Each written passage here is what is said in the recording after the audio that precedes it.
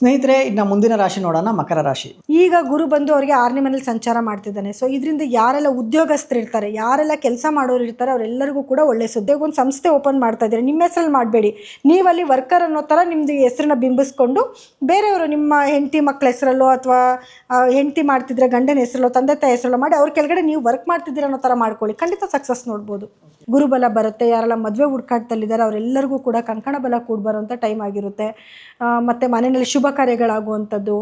Sir ನೋಡಿ, ಹಣಕಾಸಿನ ವಿಷಯ ಅಂತ ಬಂದಾಗ ಈಗ ಆಲ್ರೆಡಿ 2ನೇ ಮನೆಗೆ ಅವ್ರದ್ದು ಗುರುವಿನ ಒಂದು ದೃಷ್ಟಿ ಇದೆ. ಅದೇ 2ನೇ ಮನೇಲಿ ರಾಹು ಕೂಡ ಇದ್ದಾನೆ.